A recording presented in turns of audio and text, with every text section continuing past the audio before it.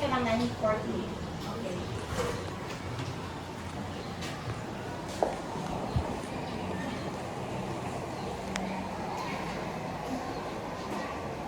Magandang umaga sa inyong lahat at magandang umaga rin para sa ating mga panauhin ngayong araw. Bago natin tuluyang umpisahan ang ating klase, ay inaanyayahan ko ang bawat isa na tumayo upang umpisahan ang ating klase sa isang maikling panalangin na pangunahan ng inyong mag-aral na si Joseph.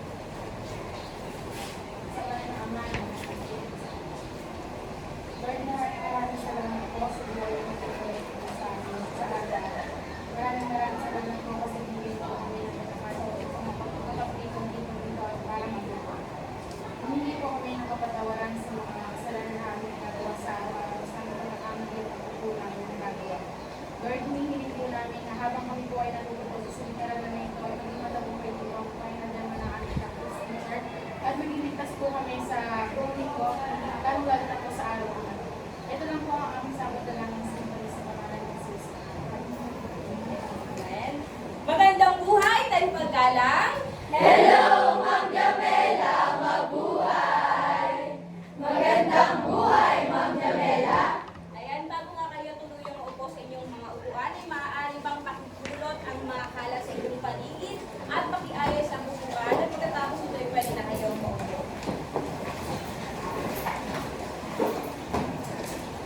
Para sa pagdadala ng lumiban ngayong araw, ay akasihin ko kayo sa tatlong pangkat. Ang unang pangkat, ikalawang pangkat at ang ikatlong pangkat. Mayroon akong hinandang dalawang awitin dito.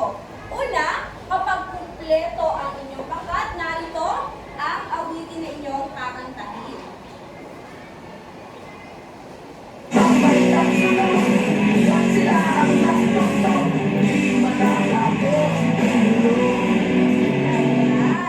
At kung ang inyo namang pangkat ay mayroong lumiban na miyembro, ay ito ang inyong kakantahin. Handa na ba kayo?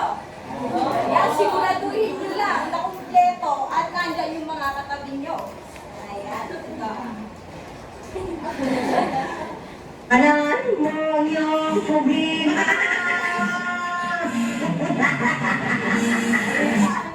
Nako, handa na ba kayo? Ayan, siguraduhin nyo lang na nandyan yung mga katabi nyo kung ayaw nyo kantahin yung ikalawang kanta. Ayan, para sa unang pangkat, mayroon bang lumiban ngayong araw? Habang may katsulok at sila ang nasa tuktok, hindi matatapos itong gulo. Ayan, kompleto ang unang pangkat. Para naman sa ikalawang pangkat. 1, 2, 3. Habang may katsulok at sila ang nasa tuktok, hindi matatapos itong gulo. Para naman sa ikatlong pangkat. 1, 2, 3.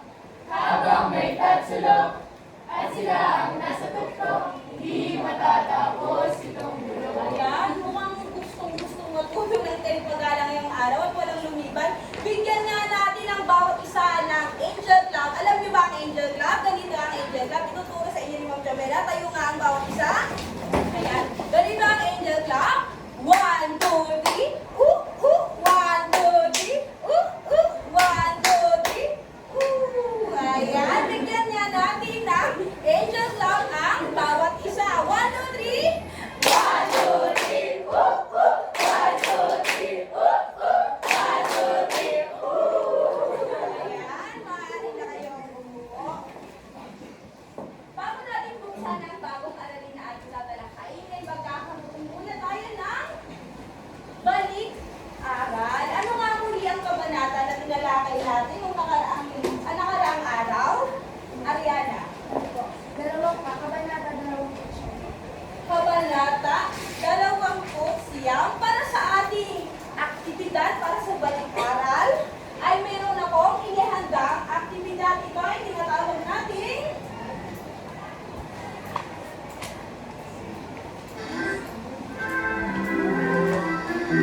Mr. and Miss Q&A. Ayan, palakpakan natin. Ayan. Para sa aktibidad natin ngayon, ganito ang gagawin nyo. Di ba nahati kayo sa tatlong pangkat? Bawat pangkat ay magtatala ng isang miyembro ngayon para sa Mr. and Miss Q&A. Ayan, sige nga. Para sa unang pangkat, pwede na kayong mamili ng inyong kandidata. Ayan. Candidate number 1, tara na dito sa harapan. Ayan, candidate number 1, suot mo na ang sash mo. At para naman sa pangkat dalawa, pwede na kayong mamili ng inyong kandidata. Ayan, si Rian daw. Candidate number 2, tara na dito sa... Ayan, dito kayo sa harapan. Para naman sa ikatlong grupo, pwede na kayong mamili ng inyong kandidata. Ayan. Jessel, ayan. Candidate number 3, tara na dito sa harapan. Ayan, ayan. Ito ang iyong sash. Ayan. Pinakabahan ka sa ating mga kandidata natin, ha. Ngayon, ganito ang gagawin nyo. Mayroon ako ihanda 3 katanungan dito. Ngayon, ang pagsagot nyo, kung kayo ay pamilyar sa Miss Q&A, ganito ang pagsagot nyo. Halimbawa, ang tanong ay, sino ang sumulat ng El Filibusterismo? Ganito ang pagsagot. Para matawag kayo, sisigaw kayo ng Darna! Ayan. Tapos pagkatapos dito, ay sasagutin niyo ito ng ganito. I believe siya po ay pambansang bayani ng Pilipinas. I believe siya po ay may palayaw na Pepe. At I believe siya po ay si Dr. Jose Rizal. And I thank you. Ayan, handa na ba ang ating mga kandidata? Handa na ba? Ayan. Para sa unang katanungan, sino ang hinirang na tagapamahala at tagapagpatupad ng testamento ng iyong mga Kapitan Tiago?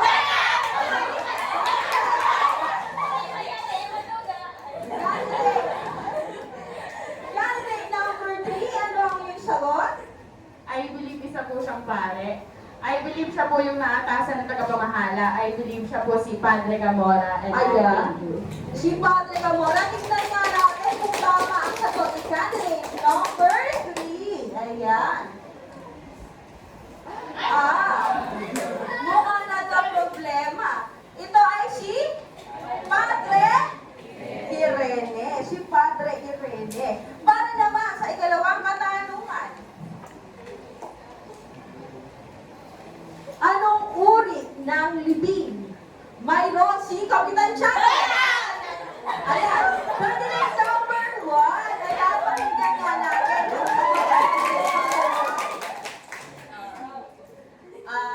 I believe ay isa itong uri ng libing. At I believe ay hindi ito mababa. Dahil I believe ito ay isang pinamataas na uri ng libing. Tignan natin kung tama ang sagot ni candidate number 1. Ito ay uri ng libing. Isang puntos para kay candidate number 1. Ayan, ikatlong katanungan.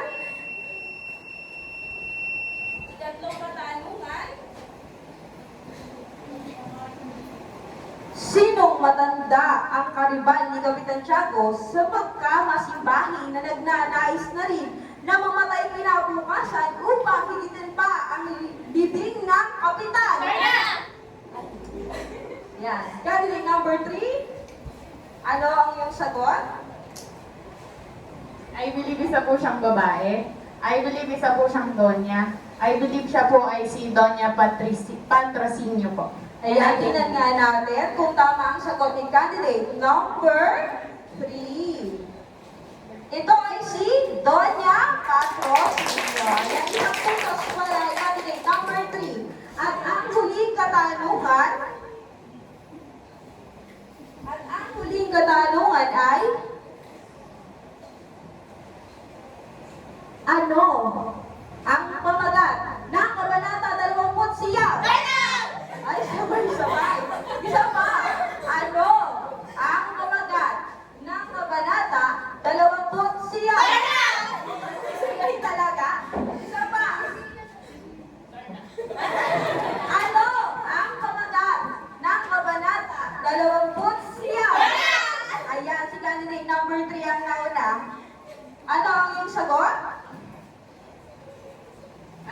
ito po ay ang pamagat ng Kabanata 29. I believe may pangalan po dito ni Kapitan Tiago. I believe ito po ay ang huling salita kay Kapitan Tiago. Ayan, tingnan nga natin kung tama ang sagot ni candidate number 3. Ayan, ang huling salita ay Kapitan Tiago. Meron na tayong panalo at ang tatanggalin natin Miss Q&A ngayong araw ay si Jessica. Number 3 pa lang po kaya natin. Eh, maaari na kayong maupo.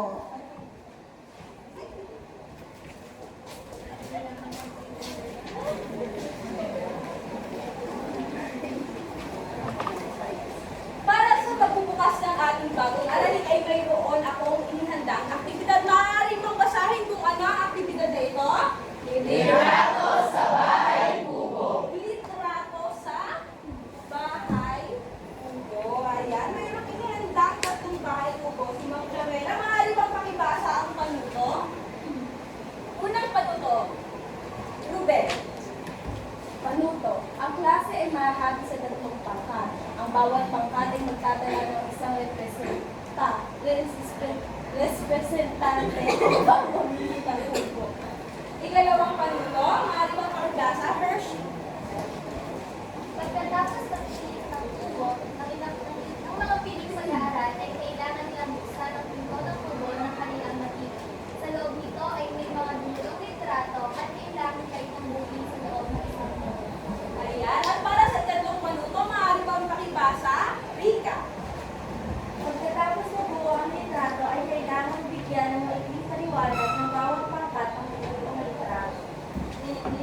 Handa na ba ang bawat isa? Ang ating pangkat ay unang pangkat, ikalawang pangkat at ang ikatlong pangkat. Maaari na kayong magpadala ng inyong representante upang mamili ng kubo na inyong gagawin.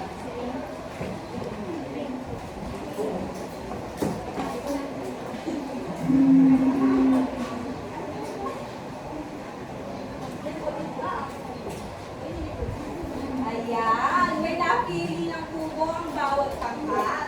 Bibigyan ko lang ng karon ng 1 minuto upang buuin ang litrato inyong mapipili. At pagkatapos ito ay maaari mo na itong ilagay sa blackboard o sa whiteboard. At 1 minuto ay mabuumpisa na ngayon. Panatilihin ang katahimikan habang ginagawa ang puzzle.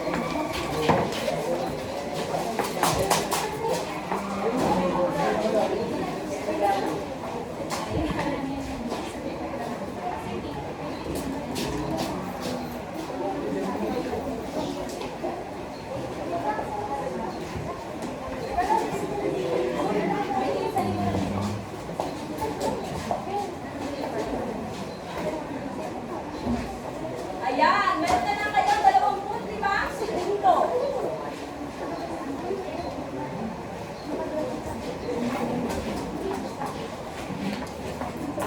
Limang segundo. At pagkatapos ito ay magtalaga na kayo ng magpapaliwanag ng litrato inyong nabuo.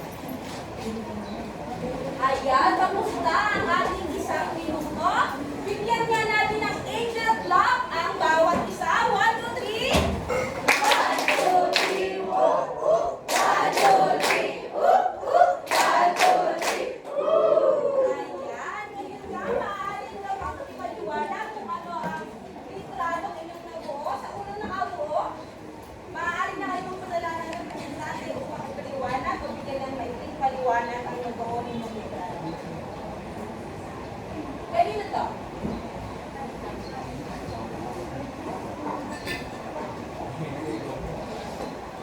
Ang litrato po na aming napili ay nagpapakita po ng orasyon po. Nakikita po dito na yung mga matataas po na tao, nakakuha po nila yung mga pera po ng mga mamamayan kung saan yung iba po yung naghihirap samantala na yung iba nagpapakasarap na po sa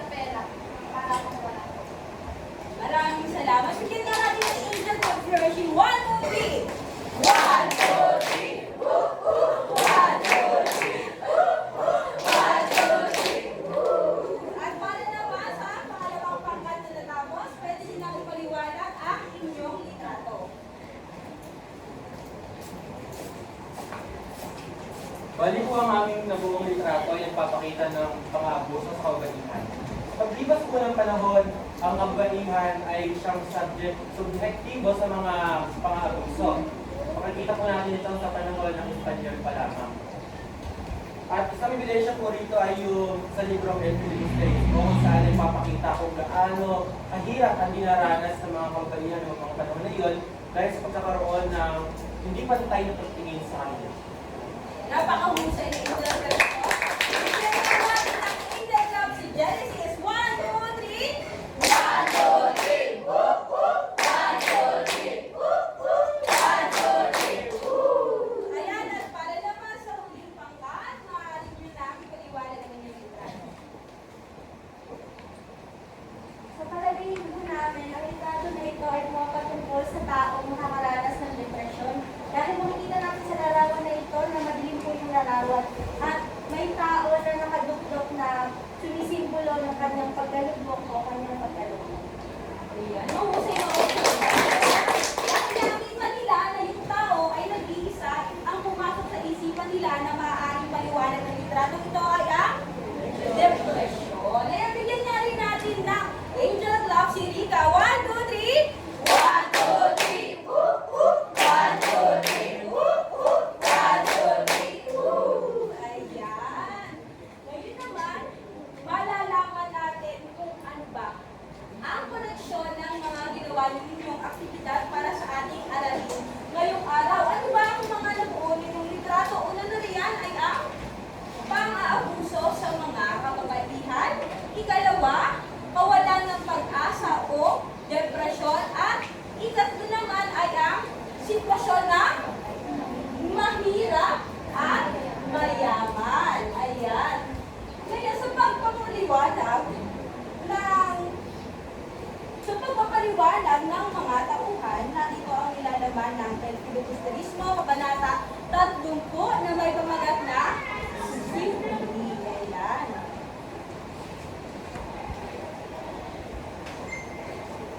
May ilang messenger yun? Sa akin pala, ayan, sa akin pala yun. Ayan na yun. Ikilalanin na natin kung sino ang mga tauhan sa loob ng Kabanata 30.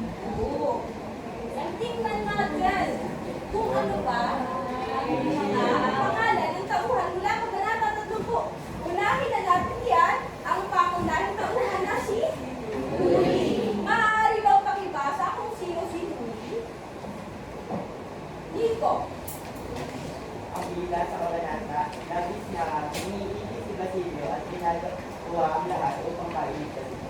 Ayan, maraming salamat. Ikalawang tauhan, maaari bang pakibasa kung ano ang bayo ni Basilio? Ayan. Ariana. Ang inamahal nitong makakulong at walang ibang natapagtas. Ay, maraming salamat. Para sa ikatlong tauhan, ayan, ang magiging karakter ng tauhan nito sa Kabanata 30, maaari bang pakibasa, Biel? Ang pari na inaasahan ni Huli, natutulog sa kanya, ngunit siya rin dahilan ng kanyang kapamakan. Maraming salamat. At ang ika-apat na tauhan, maaari bang pakibasa kung sino si Hermana Valley? Hazel. Ang nagpayo kay Huli na lumapit kay Father Tamo. Ayan, maraming salamat. Ang apat na tauhan na ito ay ang magiging nilalaman ng Kabanata 30. Mayroon akong inihandang mga talasalitaan na aking nahanap dito sa Kabanata 30. Una na riyan ay ang salitang dalamhati. Para sa inyo, meron ba kayong ideya kung ano ang salitang dalamhati? Sige nga, tingnan natin. Sino ang nakakaalam ng kahulugan ng dalamhati? Itaas ang kamay. Itaas ang kamay. Ruben. Kung para sa aking palagay ko, ang kahulugan ko ng dalamhati, parang nagdamdam. Nagdamdam. Ikalawang talasalitaan naman ay nag-atubili. Meron ba kayong ideya kung ano ang hulugan ng nag-atubili? Mika. Ang ibig sabihin po siguro na nag-atubili po ay po parang nag-alinlangan po siya. Nag-aalilangan. Ay, maraming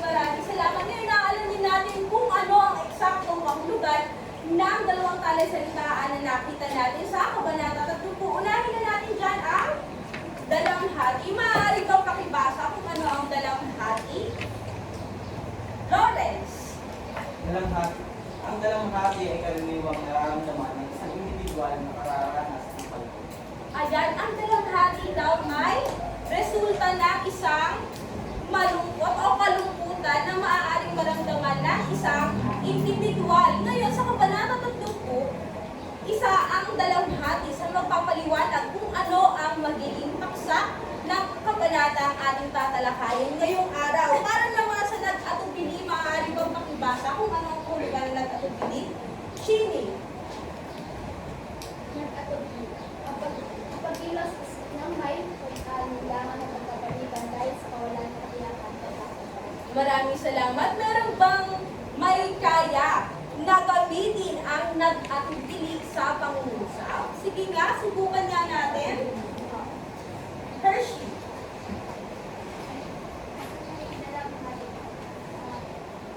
Nagdalamhati ako ng makita kong mababa ang nakuha ko orsa. Ayan. Patungkol naman sa nag-atubili, meron bang kayang gumamit ito sa pangungusap? Luisa. Nag-atubili akong bilhin ang laruang aking nakita dahil kailangan ko ang pera pambili ng gamit sa bahay. Ayan, maraming salamat. Bilang pagbubukas ng bagong kabanata, mayroong inhandang libro ng Jamela para sa inyo. Ito ay El Filibusterismo, Kabanata 3. Handa na ba kayo? Oo! Kung handa na nga kayo, ay buksan ang inyong mga mata, pakinggang mabuti ng inyong mga tenga, at paganahin ang inyong imahinasyon dahil titingalanin na natin kung sino ba si Huli.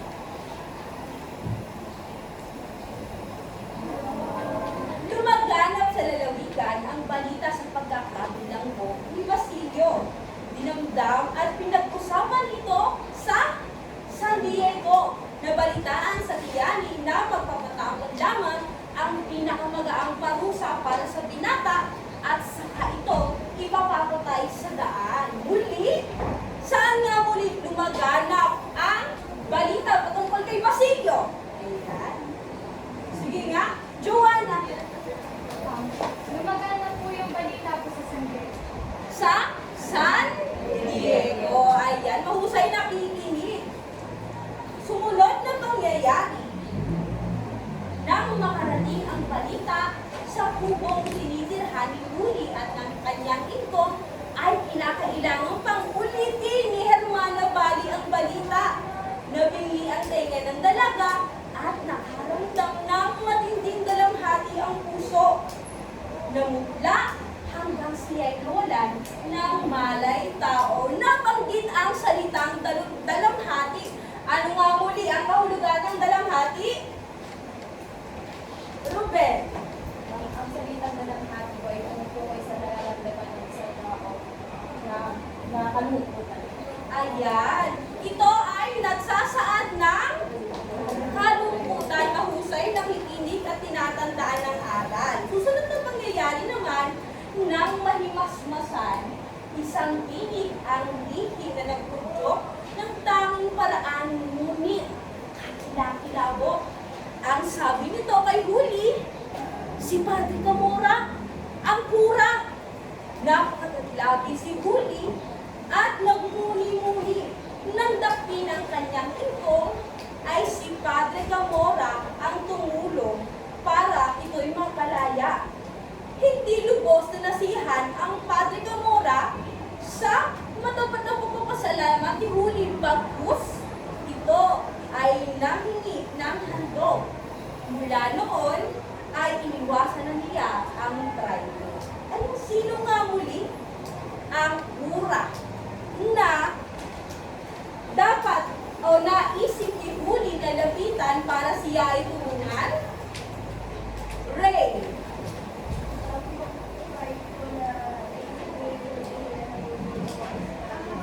Si Padre? Sino nga muli? Sabay-sabay si Padre? Si Padre Camora. Sumunod na pangyayari, nag-abuluyan ang mga tukhang kamag-anak ni Basilio. Ngunit, hindi man lamang ito nakatipon ng 30 piso, kaya umisip na lamang ng mas mabuting paraan si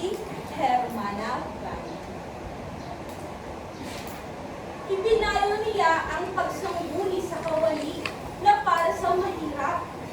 Sinunod ni Huli ang payo at pinatungo niya roon ang manang na may dalang salapi at ilang putol ng pindang na kusa na nahuli ng kanyang lingkong. Ngunit walang nagawa ang kawani upang mapalaya si Basilio. Ipinayo nitong kausapin ang upo at tumungo sa hukom si Huli. Kanino nga muli ipinayo ng kawani para sa mahirap na tumungo si Huli? Jessel. Ang ipinayo po sila na si Huli daw po ay dapat magpunta sa hukom. Ayan, tingnan natin kung ano ang mangyayari sa pagpunta ni Huli sa hukom. Ang hukom naman ay nagpayong humingi sila ng tulong kay Padre Camora. Ngunit umiling si Huli at ayaw magtungo sa kumbento. Batid ni Hermano Bali ang sanhi ng ganitong reaksyon ni Huli. Kilala kasi si Padre Camora na malikot sa babae. Sinubukan muli ni Hermana Bali na kumbinsihin ang dalaga. Ayan, sa palagay ninyo, makukumbinsin na kaya ni Hermana Bali si Huli para lumapit kay Padre Camora? Sa inyong palagay? Oo o hindi? Oo. Ayan, tingnan nga natin ang susunod na mangyayari. Sa unay nag-atubili si Huli, ngunit nang mabalitaan na napalaya na ang mga kasamahang bilanggo ni Basilio sa Maynila at ito na lamang ang natitira dahil walang tumutulong dito, pikit matang pumasok si Huli sa kumbento. Pagsapit ng gabi, pinag-usapan ang nangyari sa hapon na iyon. Isang dalaga ang tumalon mula sa bintana ng kumbento na bumagsak sa bangkan at namatay. Kasunod nito ang paglabas ng isang babae parang baliw na sumisigaw at tumitingin sa lansangan. Kinabukasan, sinandang Sero'y tuluyan lang nawala sa nayon. Dala ang kanyang sibat sa pangangaso. Wakas. Ayan, palakpakan.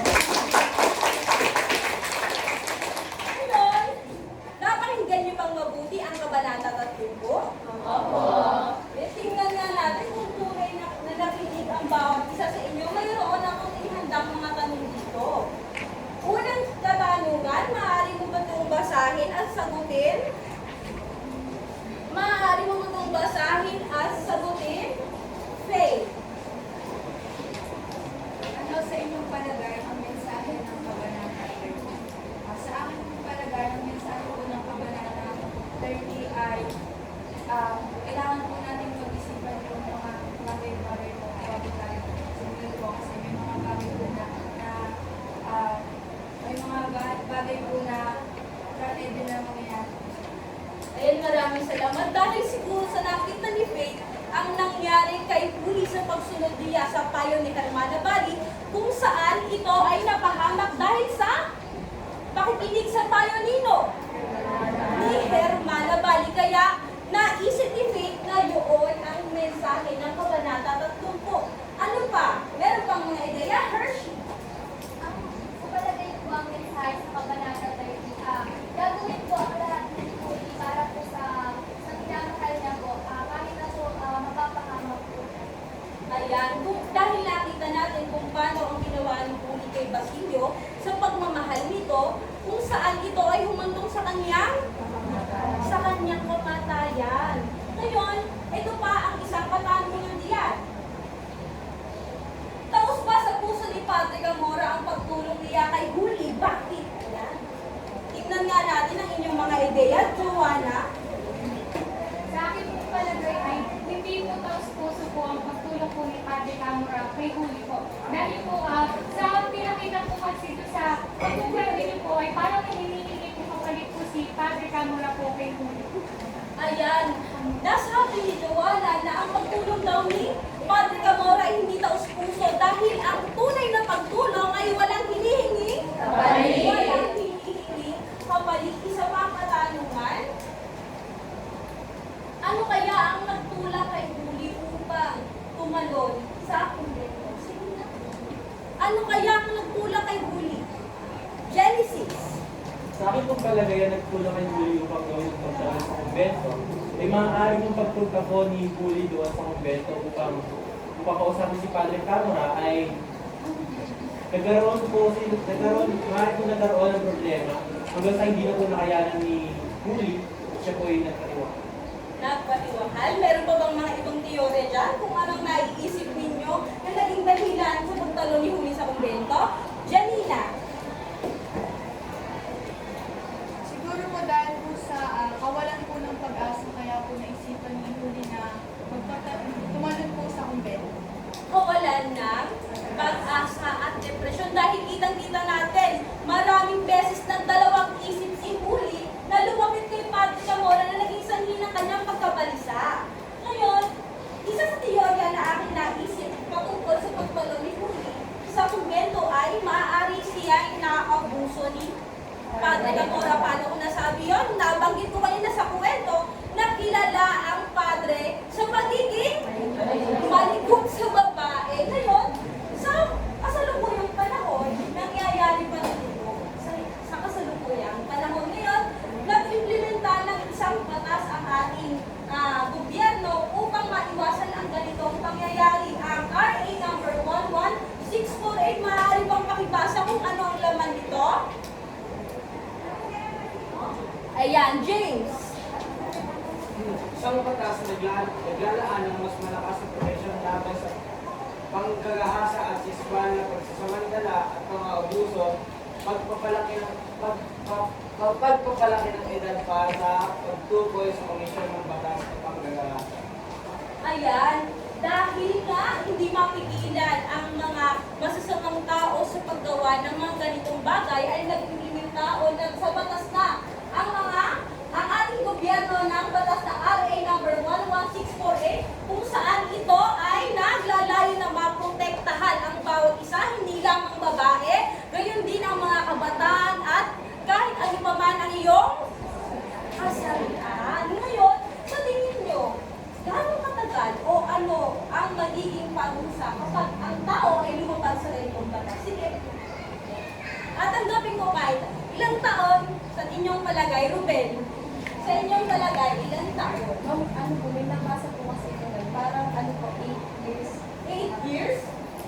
8 years ba? Ayan. Sige, meron pa? Meron ba? Sige nga, sa inyong palagay, ilang taon ang magiging parusa para sa ganitong Luisa? Sa aking palagay po, ang dapat na ihatol ng taon dyan ay 10. 10 taon ba? Ayan. Ayan, madami na nang wala. Sino ba ang na-ideya kung ilang taon ang maaaring parusa? 10, Jesse. Uli mo sa po. Sige, ilan? 15 taon. Ayan. So, nandito yung mga hula nyo ang 8 taon, 10 taon, at 15 taon. Ngunit aalamin natin kung ilang taon ba talaga ang parusa sa paglabag sa batas na ito. Ito ay reclusion perpetua o hanggang 40 taon na pagkakakulong. Kapag sinabi natin reclusion perpetua, meron mo kayong ideya kung ano to? Ray.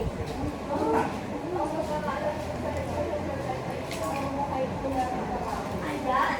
Ibig sabihin, ang pangdalahasa, pang-aabuso sa mga tao ay may parusang habang buhay na pagkakakulong. Ayan, sa tingin niyo ba sapat na yun? Paano niyo naman nasabi yan? Sige, alamin natin. Paano niyo nasabi? Nasapat. Luisa.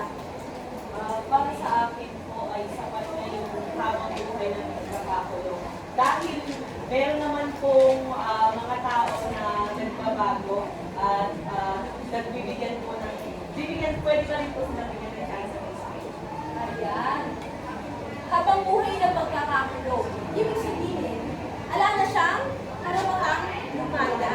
Ngayon para sa atin, isa sa sapat na parusa para sa mga tao ng dahasa o ng abuso sa kanyang kapwa ay ang reclusion perpetua. Dahil kahit sa ang batas mo, tingnan ang kasalanan niyan, batas ng tao, batas ng Diyos ay kailanman ay hindi katanggap-tanggap ang pang-aabuso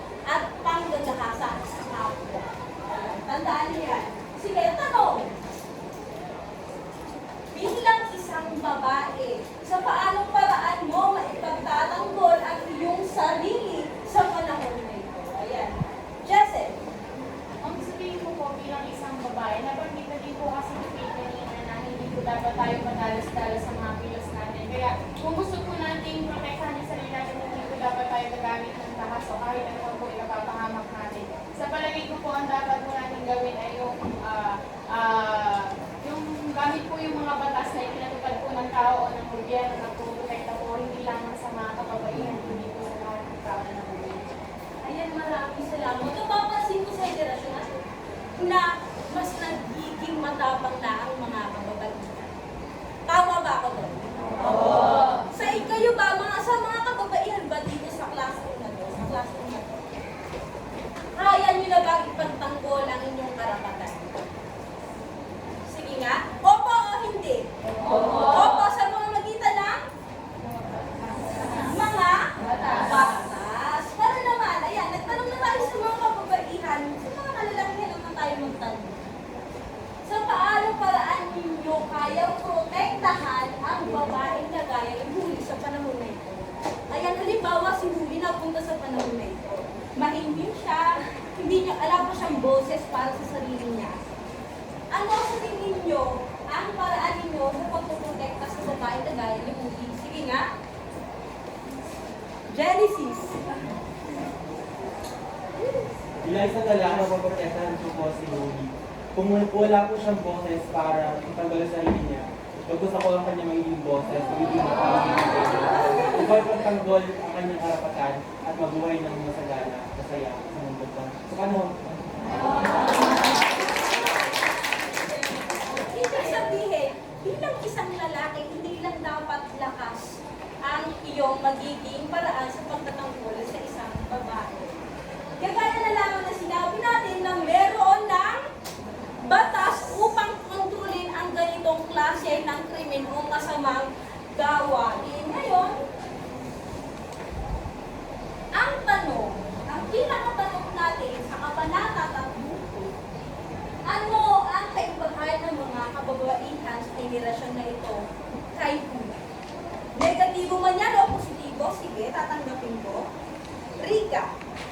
Sa palagay ko po ang kaibahan ng mga kababaihan sa henerasyon dito kay Huli ay yung magiging karaman po natin sapagkat alam na po natin ang mga babae, yung karapatan po natin. Kaya nagkakaroon po tayo ng lakas ng loob na ipagtanggol yung ating sarili para po kayo tuloy na ang parang po na ay ang kababaihan. Ayan, ibig sabihin na pinapatunayan na ng bagong henerasyon o henerasyon ng mga kababaihan na ngayon na tayo ay babae at hindi babae lang. Sige pa. Sige, ano pa? Ano pa ang maaari ninyong maihambing sa inyong sarili at sa mga kababaihan ngayon sa henerasyon na to kay Huli? Ria. Ang isa pa po sa aking palagay na kaibahan ng mga kababaihan noon sa ngayon po ay yung antas po ng edukasyon natin.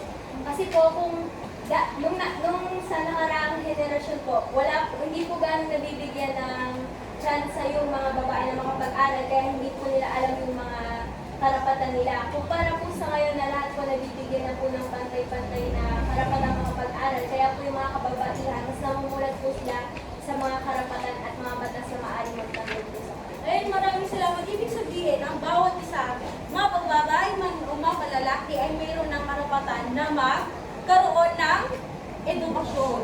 Nagkakaroon na ng kaalaman ang bawat isa. Dati kasi, kapag sinabing babae ka, ang mga dapat mo lang gawin, maglinis ng bahay, magurong, ano pa, magluto. Ayan, ngayon ang mga kababaihan sa henerasyon na to ay mas nagiging bukas sa kanilang mga abilidad. Dahil nabibigyan na ang bawat isa ng karapatan upang makapag-aral.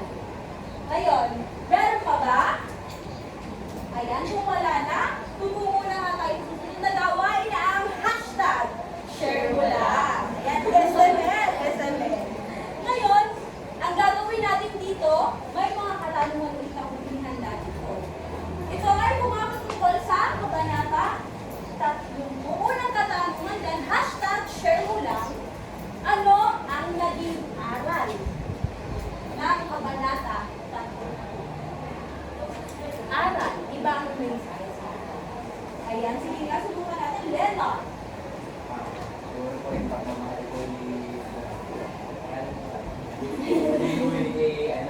Basilio.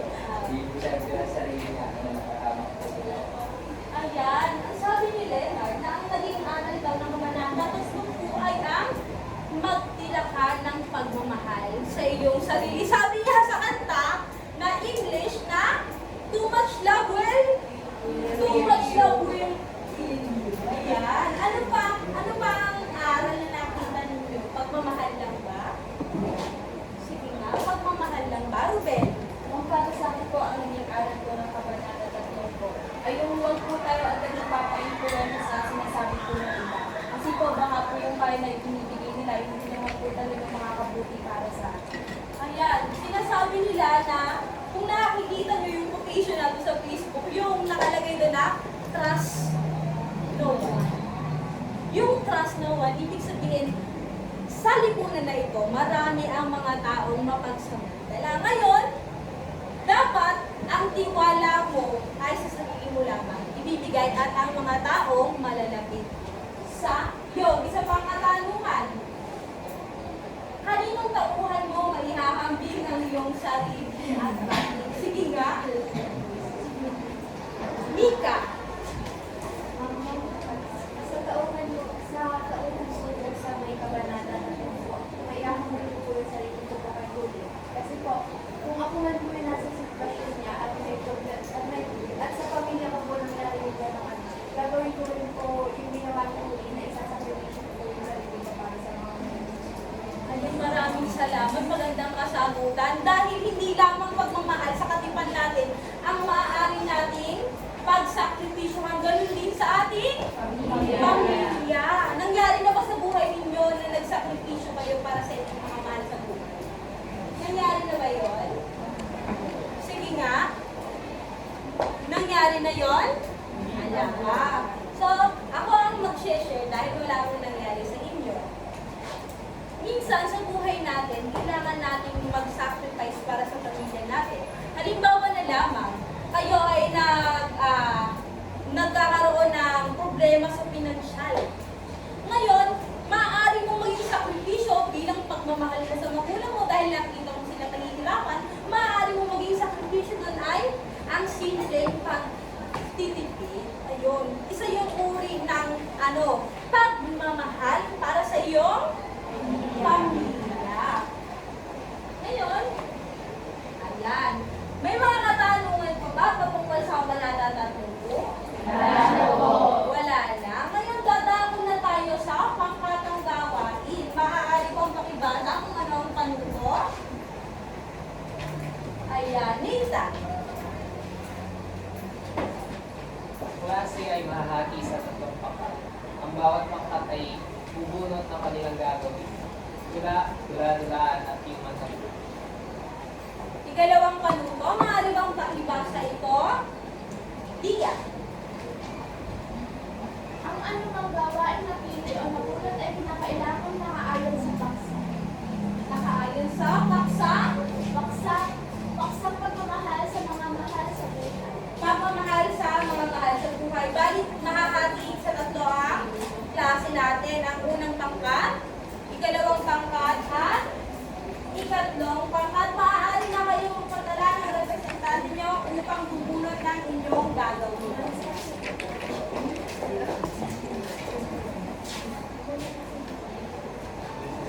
Para sa pangkat 1, anong nilubunot? Human tableau. Para sa pangkat 2, dula. At para sa pangkat 3 ay tula. Narito ang mga dapat ninyong tandaan. Para sa tula, naglalaman ng 2 saknong at mayroong tugma. Para sa dula, 1 hanggang 2 minuto lamang ang pagpapresenta. Gumamit ng mga kagamitang maaaring makita sa classroom at sa inyong mga bag. Sa human tableau, bibigyan ng paliwanag ang human tableau na nabuo ay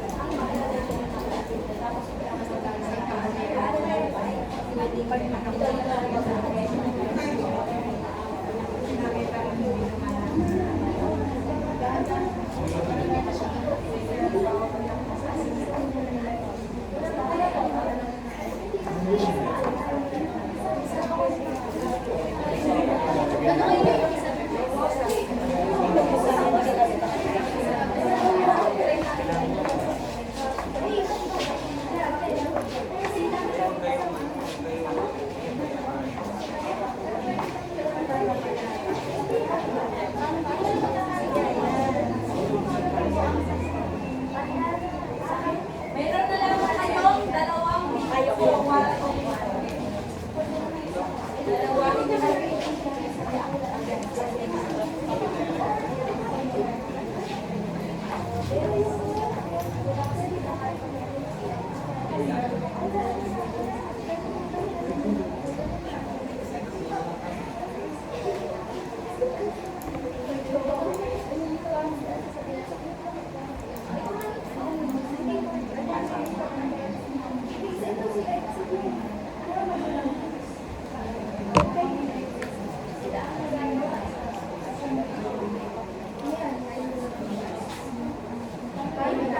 Meron na lamang kayo isang minuto at 30 segundo. Isang minuto.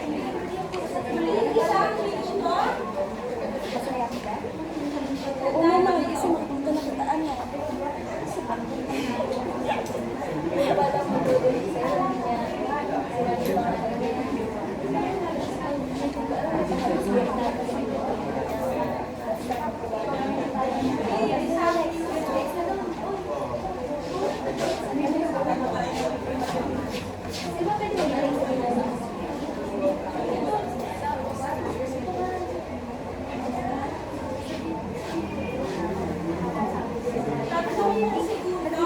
Ang mga pagpas na nakatapos na sa pagkakay, maaari na maupo.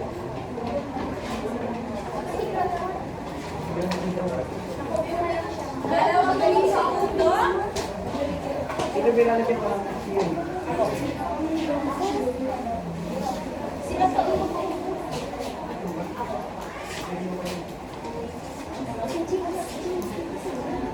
Yan, tapos na ang inyong oras. Umupo na ang bawat isa sa inyo at mag-perform o magtatanghal na ang pang-isa.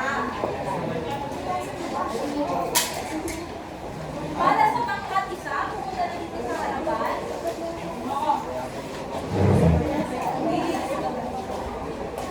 Tingnan natin kung ano ba ang nabunot ng pang-isa.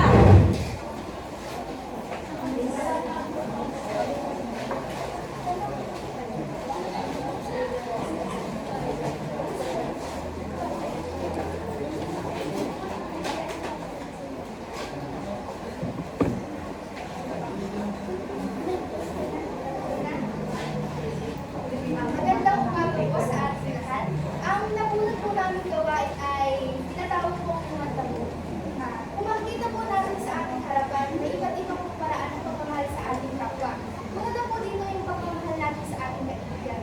Sa oras po na nakakaramdam po sila ng kalungkutan o mga problema sa buhay, may mga bagay po tayo kaya natin gawin upang mabawasan yung nararamdaman nila. Una na po dito ay yung pagdamay sa kanila at yung mga magsasabi po ng mga salita na makakabawas ng kanilang nararamdaman. Pangalawa na po dito yung pagmamahal sa ating magulang. May mga iba't ibang paraan po tayo ng pagpapakita ng pagmamahal sa ating magulang. Ang simpleng pagmamano at pagbitbit ng kanilang mga kagamitan ay pagpapakita po ng kanila ng pagmamahal sa ating magulang. At hindi po yung pagmamahal sa katipan. Kung ating mapapansin po, minsan din po nakakaramdam po tayo ng mga kalimutan at ang ating katipan po ang nariyan sa ating tabi upang mabawasan ang ating kalungkutan. At sa tuwing sa kasiyahan lang po sa kalungkutan, nariyan din po sila upang tayo ay Ayan. Palakpakan at bigyan na natin na. Angel Club ang unang pangwan. 1, 2, 3. 1, 2, 3. 1, 2, 3. 1, 2, 3. 1, 2, 3.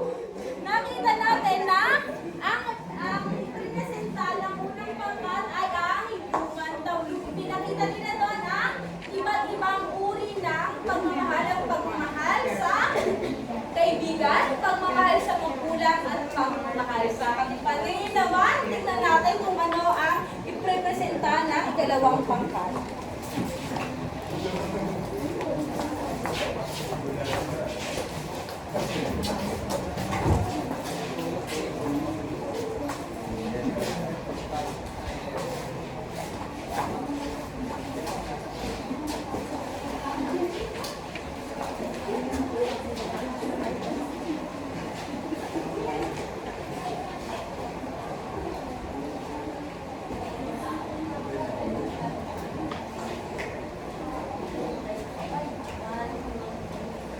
Mga bes, napag-desisyonan ko na. Ako na mag-donate na pala mga mata. Oo, sigurado na ako. Napag-isipan ko na yun matagal na. Eh, paano kung mas magalit yung mama magdala sa kapatid? Hindi kailangan ako ng tawad. Mahal na mahal ko kasi siya, kaya ako na mag-donate sa kanya. Pwede, hindi ko makakapag. Okay lang, basta makakita yung mga alam mo yun. Hindi nga eh, kaya sana ako sasabihin na. Ma, nung susunod na linggo na pala yung operasyon mo. Masaya ka ba? Siyempre, kasi makikita lang yung anak. Yung palang mag-donate sa'yo, hindi niya sasabihin pangalan niya, ya? Bakit? Hindi ko alam, baka gusto niya itagi identity niya, kaya magtiwala ka lang. Huwag na magtiwala ako sa'yo. No, eto na po si Mama. Wow, sige. Hindi naman po siya makakala sa alam mo rin kanina. Mga sigurado ka na ba? Sigurado na po. Hindi po, sigurado na po.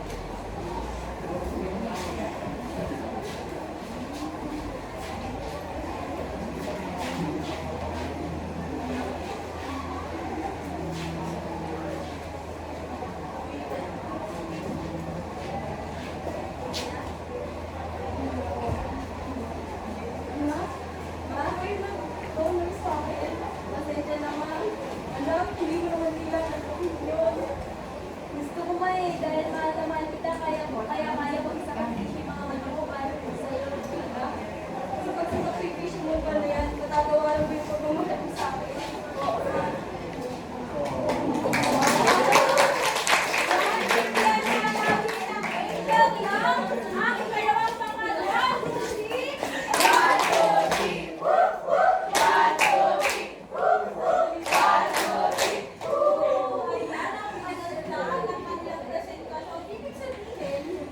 Ang pagmamahal natin sa ating mga pamilya ay walang matugas dahil sa pinakita nila Rian na si Rian ay nag-donate ng mata para sa kanyang ina. Nangangahulugan lamang na kaya niyang isakripisyo ang lahat para sa pagmamahal niya sa kanya.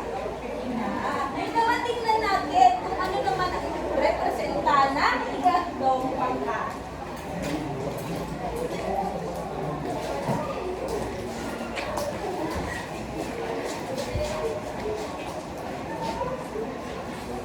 Magandang umaga po. Kami po ang pangkatatlo at ang naatas na gawain sa amin ay ang paggawa ng tula tungkol sa pagmamahal sa mahal sa buhay. At ang tula na aming nagawa ay pinamagatang ang aking ina. Hindi ka man superhero gaya ni Darna, ngunit sa tingin ay laging ligtas pagkasama ka. Iniisip palagi kung paano masusuklian ang pagmamahal at sakripisyo mo sa loob at labas ng tahanan. Pagbubutihan ng pag-aaral hanggang sa makatapos, upang sa hirap inahoy ikay aking nairaos. Hintayin mo ang aking pagbawi sa iyo. Mahal kita, o ina ko. Angel Love, ang ikatlong pangkat. 1, 2, 3. 1, 2, 3, 1, 2, 3, 1, 2, 3, 1, 2, 3. Ayan ang mga husay ng mga pagpapresentasyo. Ang pangkatatlo naman, ang mensahe ng kanilang tula na aking nakita ay ang pagbabalik ng pagpasalamat sa kanilang ina dahil sa sakripisyo dito. Narito ang pangatayan ng pagmarka sa naging presentasyon mo. Para sa tula, pagkakabuo, nilalaman, mensahe, gamit ng wika, pagbigkas at ang kabuuan nito ay 55 puntos. At pamantayan naman para sa tula ay nilalaman ng inilahad, presentasyon, kooperasyon at may kabuoang 50 puntos. Para naman sa human tableau, kaangkuhan ng paksa, presentasyon, interpretasyon, pamihikay sa madla at choreography na mayroon din kabuoang 50 puntos. Para sa naging talakayan natin ngayong araw, meron pa bang mga katanungan? Mayroon bang natutuhan? Ayan. Ngayon, magkakaroon kayo ng takdang aralin. Pakipasa nga kung ano yung takdang aralin. Hazel. Nagmulat na isang kaibigan sa isang buwan na nagkaroon na ng suliran ng kasulyo na nakita sa kabanata ng Ayan.